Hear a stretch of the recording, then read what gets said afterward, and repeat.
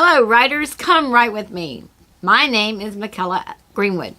I create worlds for mind adventures. Welcome to my channel, Write with Mykela. Don't forget to like and subscribe and hit the bell so you can go on this journey with me. Today is the first day of season 3.1. Why 3.1? Well, because we finished reading Tahia on Friday, and this Friday we will get a new plot to share and write with. And also, Eleni's Pride has 3 books. I'm not finished writing book 3. I have around 67,000 words on that one. I'm building to the ultimate climax and the big battle and everything, and I should finish soon. As I'm writing these scripts and videotaping for the channel, it is football season, so I have to squeeze in things between going to A&M home games, but that's for me to worry about. Before we dive into today's topic, let us review everything we talked about in season 2. In episode 1, we talked about allegory and archetype. Episode 3, we spoke about personification. Episode 5, we chatted about influence. Episode 7 were the 3 C's for a good relationship. We had communication, compromise, and commitment. Episode 9, we talked about some personality types. We had aggressive, we had passive-aggressive, we had passive, and we had assertive. Episode 11, we discussed euphemisms. And episode 13, we spoke about intuition. Now, episodes 15, 25, 35, and 43, we added to your Scary K from season 1, episode 25. So we built onto that story. We started doing a story there. Episode 17, we looked into copyrights, copyright protection, plagiarism, and footnotes. Episode 19, we explored the weather and adding some of it to our stories. Episode 21, we spoke about extroverts and introverts. Episode 23, we explored sins and virtues. Episode 27, we reminded ourselves about setting as we looked at archaic words or archaic terms. And then we briefly looked at homonyms and palindromes.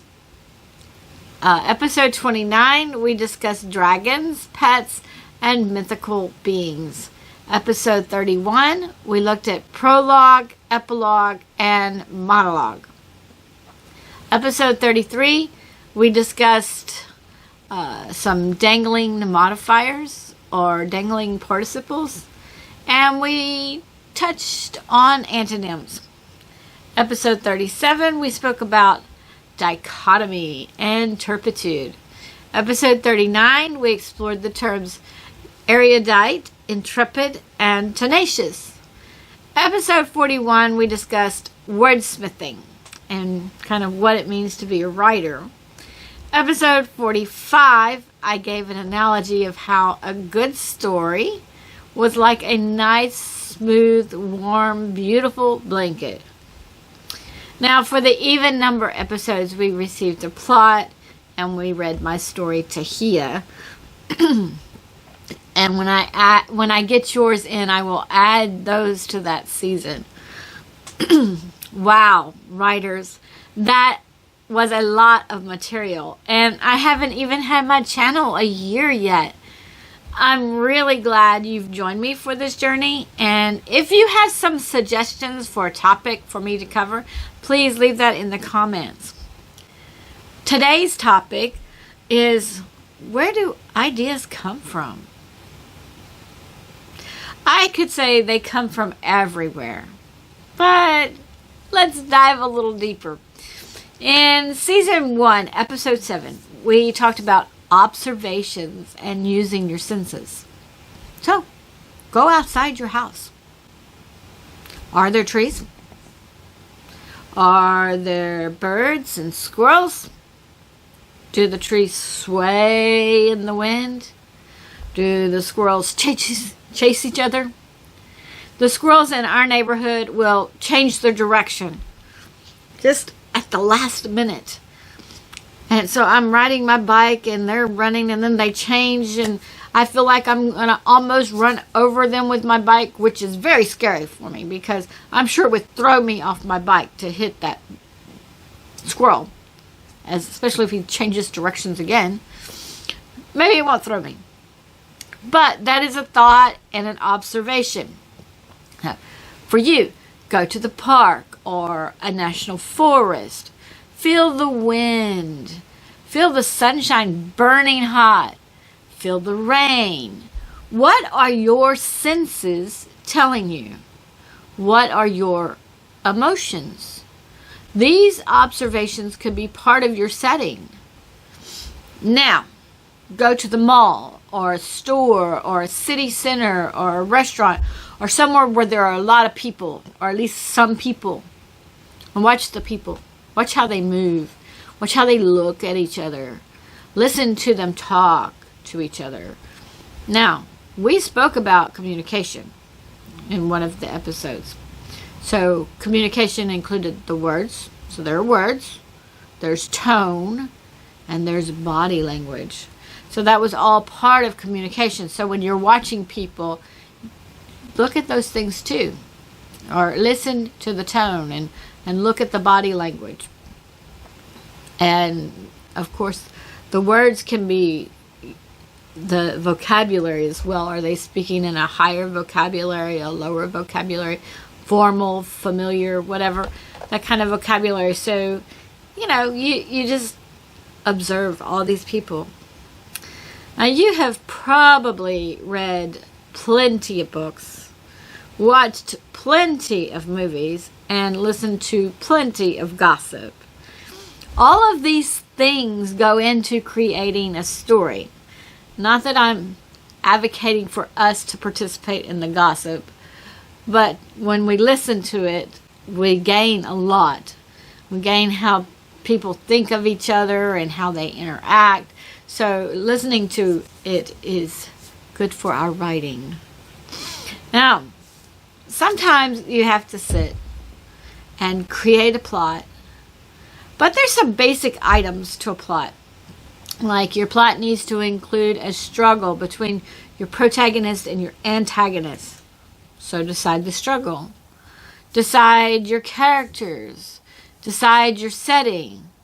But since you've observed everything around you, then you can say you are looking at your options as you observe. Maybe you like one person's hair, but you like another person's eyes. But a third person, you like that distinct jawline. Combine them. And there's your character. Maybe you don't describe your character to a T in your writing, but you see them in your mind. Ideas are everywhere. You just have to pay attention and look and hear and smell and taste and touch. Watch a soccer game or a football game. The two teams come together. Now, change from the two innocent teams playing a game and substitute two armies. Then ask the question, are the armies equal in number, wit, skill? Substitute the playing field for a battlefield. Or let's go a different direction. A child's game of hide and seek could become a scene of spying on an enemy or hiding in every nook and cranny of an enemy's lair to try to escape.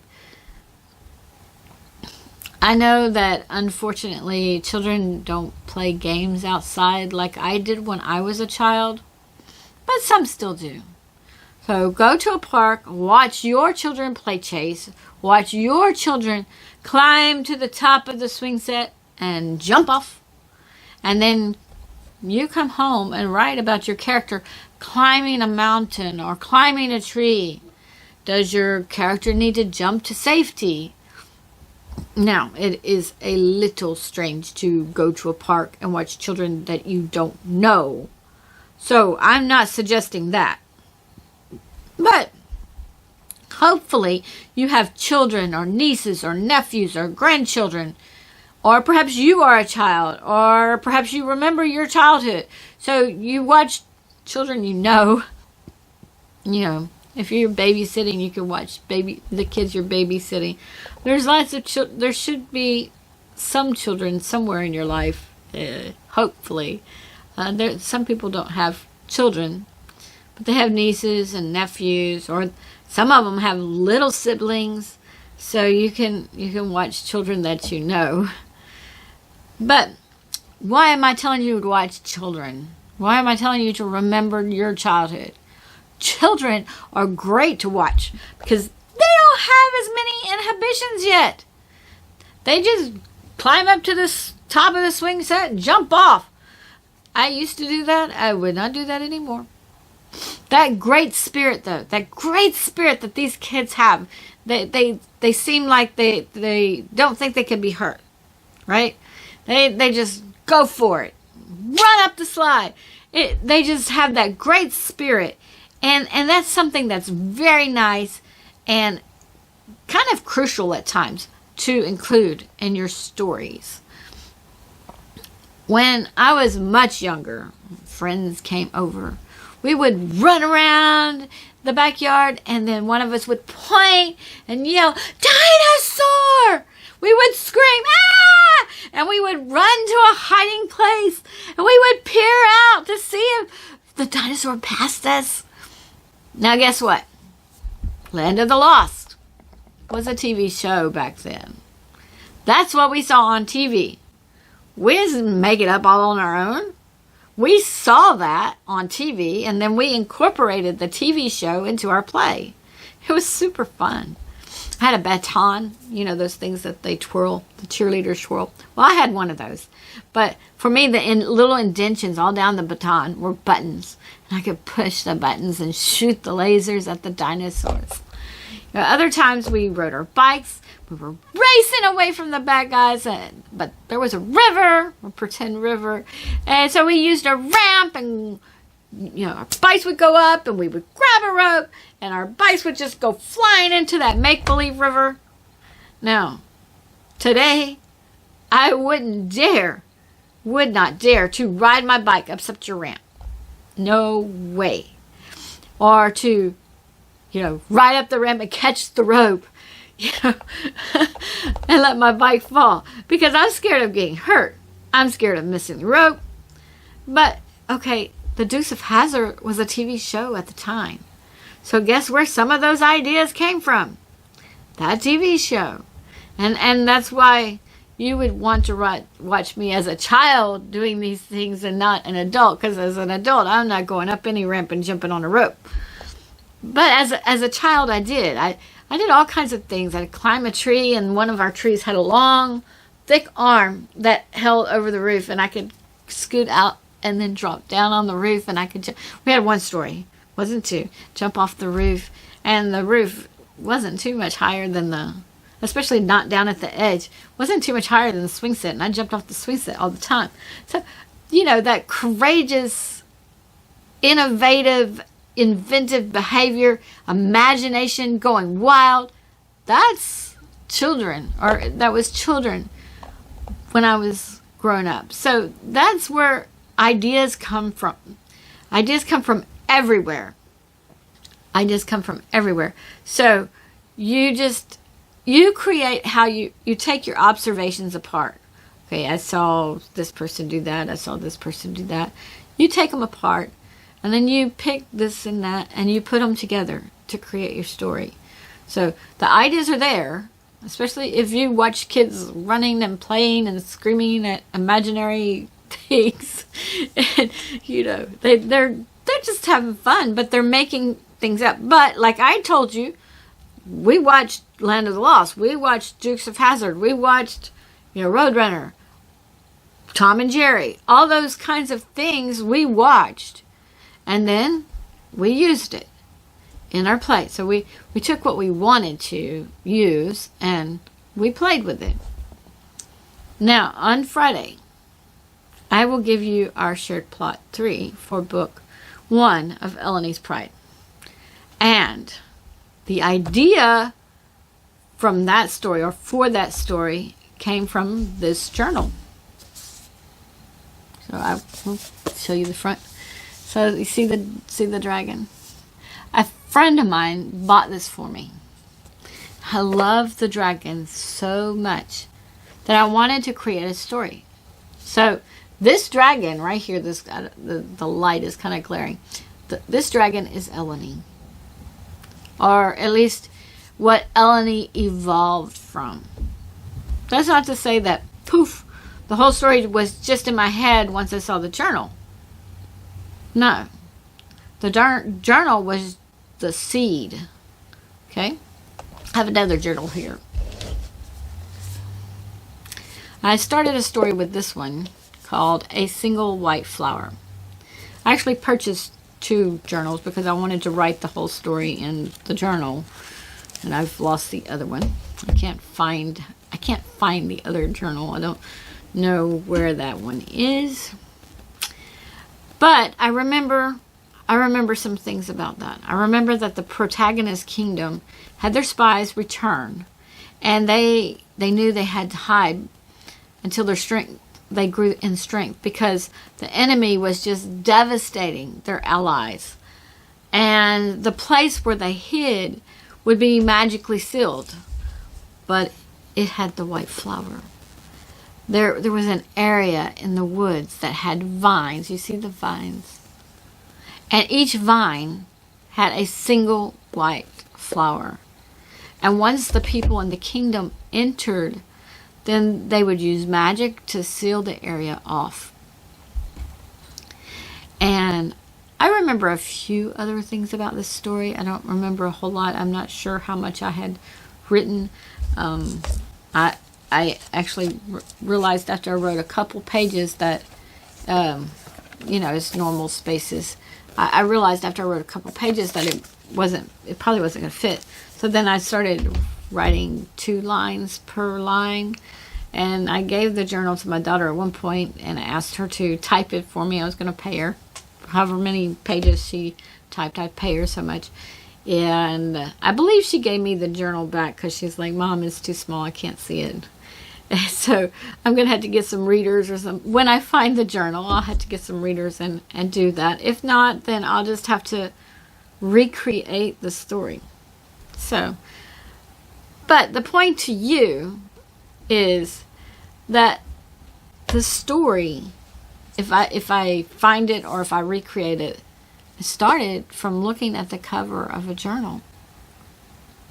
That's where the idea came from. Just this picture. And Eleni came from just this picture. Ideas are everywhere. Now, Mykela, which is the story I tell you about quite often, and I have the character bios for book 1 on my website, WritewithMykela.com.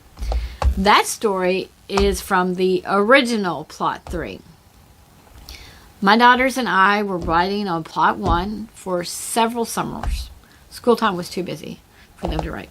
We wrote, we pulled it out the next summer. Then, one summer they told me they were bored with the plot. So I wrote plot 2. But they didn't like that one because I had older people in it, like a teacher and a sage.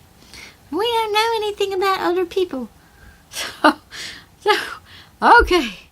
So I wrote plot 3. And that was the name of my story for a long time. It wasn't Mykela. It was plot 3. My daughters took up plot 3. But then there was a divorce and split households and split family. At the time, my primary story was The King's Daughter. And we'll come back to that. We'll talk about King's Daughter in a little bit. I used plot 3 and had around 60,000 words, I believe, when my ex and I separated. And my ex wanted the rights to The King's Daughter. So I was I put that down. I was like, I'm not finishing that if he's going to get the money.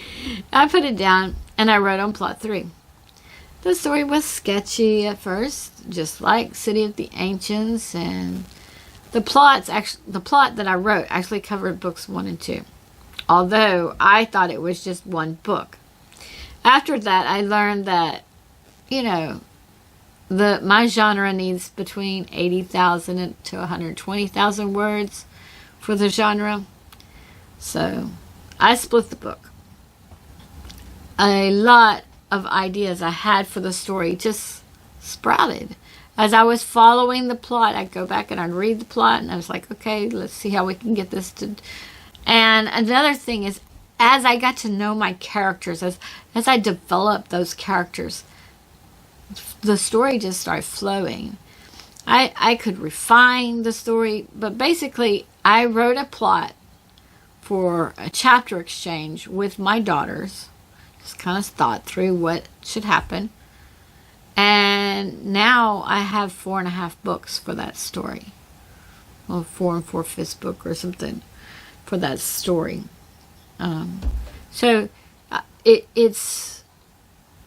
You don't say that you don't have ideas or whatever. If you say you don't have ideas, it's because you're looking at a blank piece of paper and you want the blank piece of paper to help you. Don't look at the paper. Look at the picture. That you know, if you just look at the piece of paper, I don't see anything, I have no ideas. Well, don't look at that. Go look at the tree in your yard. Go look at the squirrels. Go look at the butterflies. Everything around you can be an idea. Everything around you can be used in a story. Now, maybe the squirrel's not the whole story, but we had a squirrel in Tahia. You know, wasn't a normal squirrel necessarily, because climbed on Tahia's shoulder and rode and stuff, but there was a squirrel. Now, back to the king's daughter, which kings is a plural possessive, and we haven't talked about possessive, so don't worry if you don't understand. Okay, I had read the Dragonlance Chronicles by Margaret Reese and Tracy Hickman, and they had a foreword that thanked Tolkien for creating the genre of fantasy and inspiring them to write. So I decided I could write too, even though my mother had discouraged me from doing that long ago.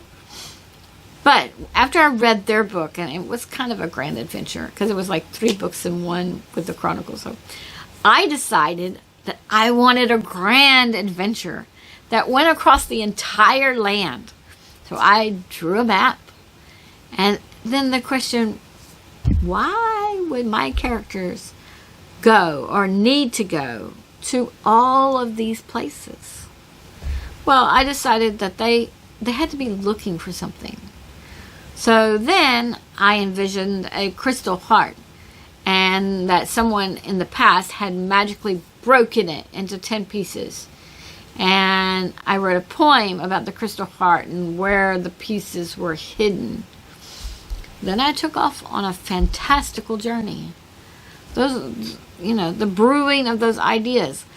I came up with a group of companions, and at least enough companions for a different companion to retrieve each piece of the crystal heart. So it's at least 10.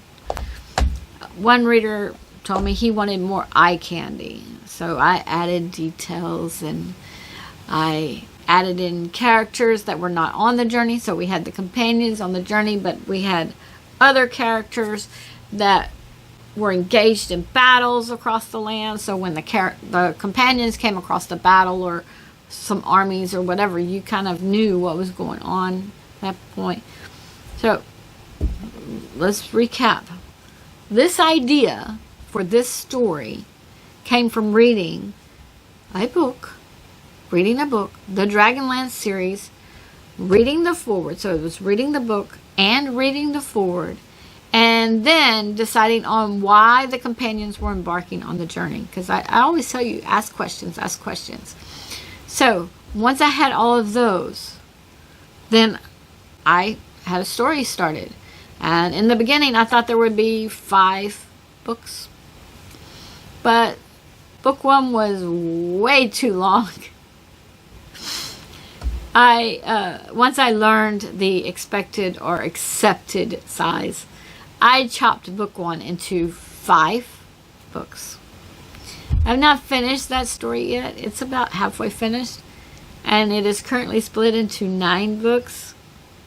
But book 9 has over 300,000 words. Guess what? That means I have to chop it into at least 3 books. So this is fun stuff. The King's Daughter is my opus. It will be my ultimate creation, and I want to get back to it.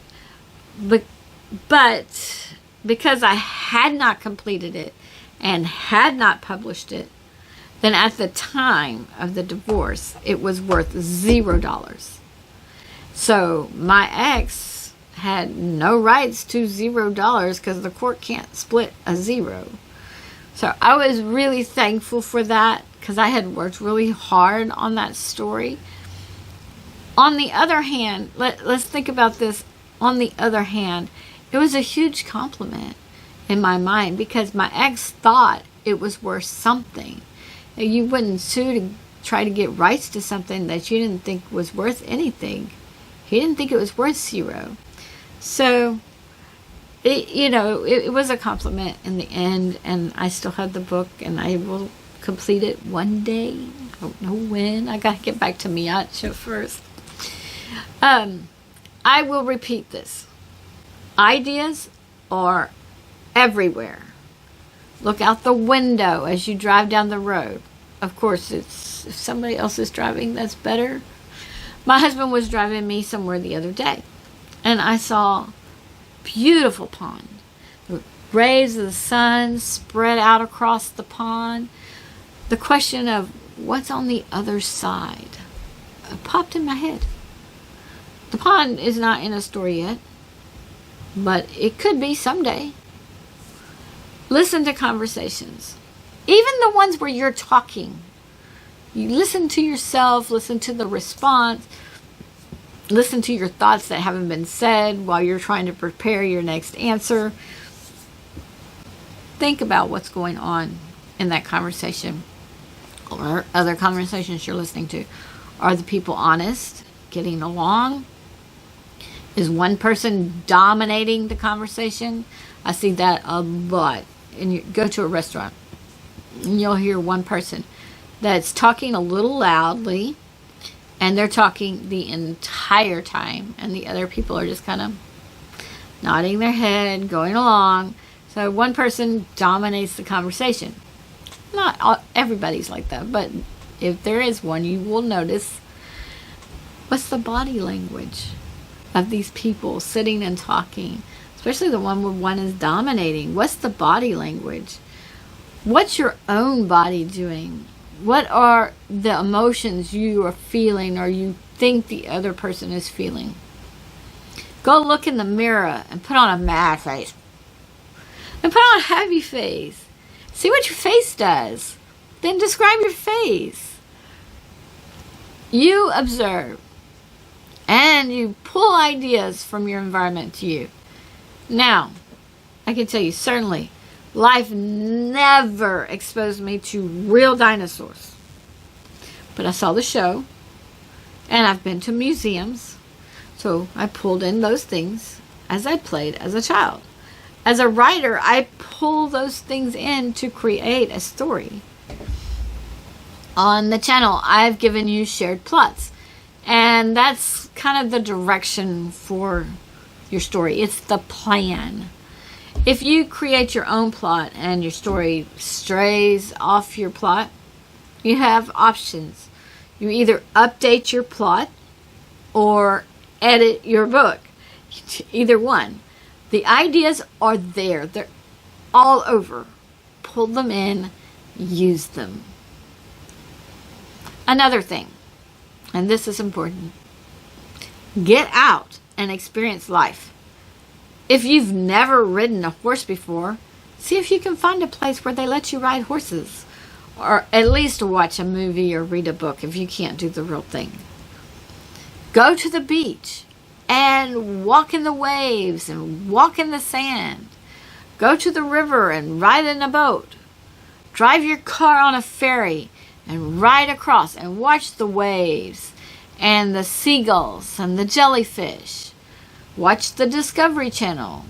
Take a class, any class, where you have an interest, be it pottery or music or language or woodworking or psychology, any class where you're kind of learning, gaining things. So those are a great way to add to your writing. Go to the Renaissance Festival. And here in Texas, we have a Renaissance Festival that's pretty nice. So we've been there over 10 years now in a row. When you go, take in all the sights and sounds and smells. And some of the costumes are so wonderful. And some of them have like the old, the old-timey costumes with the full dress and the hoop and stuff and the capes and stuff. And some of them have the chainmail, whatever you call it, chain maul, and some carry around their swords. Some of the swords are wooden, of course, but it's eye candy. You get to see all this, and then you get to watch the dances, and then you get to hear the music, and you get to smell the smell of the food, the corn cobs or the turkey legs or whatever, the funnel cakes, the elephant ears. It's really good. So go to the Renaissance Festival, take in all the sights, sounds, and smells. Go to an amusement park and ride the rides or slide down the water slides. Go to the museums and read the placards for the exhibits. Go to the zoo. Go on vacation and ride a plane or a cruise ship. All the while, you need to observe the sights and sounds. You need to think of the emotions. These are your ideas for your stories. That's where the ideas come from. If you can't do some of these things, and some of us have a budget, we can't go do these things, then listen to a friend or a coworker that has done them. You will at least get to hear about them from someone else's perspective. Or maybe they go and they zip line and you're kind of a little too scared to do that. Or you can at least listen to them and see the fun they have. So you can kind of put yourself in their shoes and still be able to describe it. And when they're talking about their vacation, ask the person questions. They're going to love to just have somebody ask them questions about their vacation and what they experienced. Ask them questions like, what was it like? Did you like this or did you like that? What did you think about this? What did you think about that? Etc. Just ask them questions and they will get pumped up and they will relive the excitement they have and they will project that out in their language as they're talking to you. You may even get to see some of the body language that they have expressing these things. And as they tell you these things and answer your questions, imagine you were there experiencing these things. These are your ideas for your stories. You can't be a writer if you sit at home all day, every day. You must go out, experience life. Watching TV or reading books may help some, but you will miss some of the sensations of actually doing things. You can watch all the cooking shows you want. But if you never go in the kitchen, you won't feel the heat or accidentally burn yourself.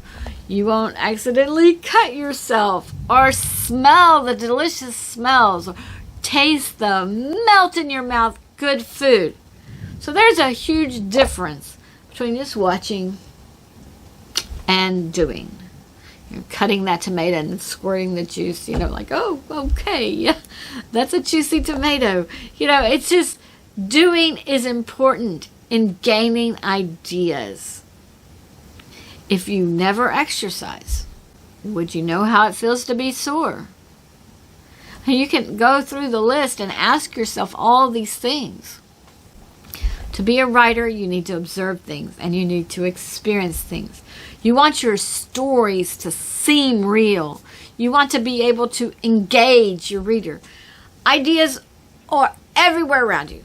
Just take the time and effort to notice them and then let them blossom to a wonderful story that has interrelated events and builds to a climax because it tests and challenges your protagonist and causes him or her to grow while it hopefully defeats your antagonist. Now, we have taken The Cave. It was just a simple writing prompt. Just like, okay, I'm going to give him a writing prompt today. I gave it to him. I was like, okay, I want to use the senses and I want to do emotions. So we did. We had that one little prompt. Now it's almost, it's turned into a story. Maybe it's not the whole story. Maybe it's not a whole blanket. We certainly have a net there. And we've started a story. Those were ideas. I just thought of an idea for a writing prompt. I didn't think I was coming up with an idea to start a story. But there it is. I enjoyed writing about that scary cave. So then I wanted to revisit it. And now I'm enjoying writing this story. And I hope you are too. Now, this next part, I'm not totally sure I believe. Or I don't totally believe it. But a long time ago, I heard in English class that there are only 26 stories. Imagine that. And everything else is just a remodeling of the same story. I wasn't buying it then. Okay, especially if you think of plot. Because while plot is a sequence of events, I don't believe the English teacher was speaking about plot. I believe the English teacher was probably speaking about theme. Do you remember theme? We talked about it a long time ago, episode in season 1. So, theme was more of what's the message of your story? What are you teaching?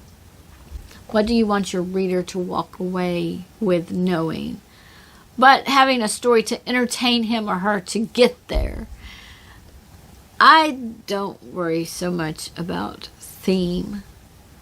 But themes usually pop out to me when I go back and reread my stories. And the theme just seems to be there. If we were thinking of themes, the golden rule, treat your neighbor as yourself or something like that. Or only do unto others as you would have them do to you. Don't steal.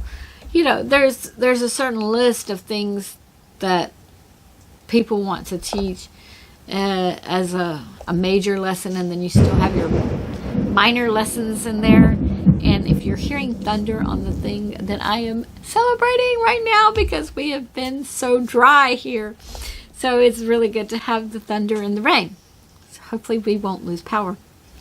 So what's the message of your story? And maybe that's where the teacher was thinking there are only 26 stories, or there's 26 themes. I'm not really sure what that person wanted to say because I don't believe that there's only 26 stories. But that's me. Okay, writers, there is no writing prompt today, but there is an assignment. I want you to observe things and do things and write them down in a journal for at least the next week.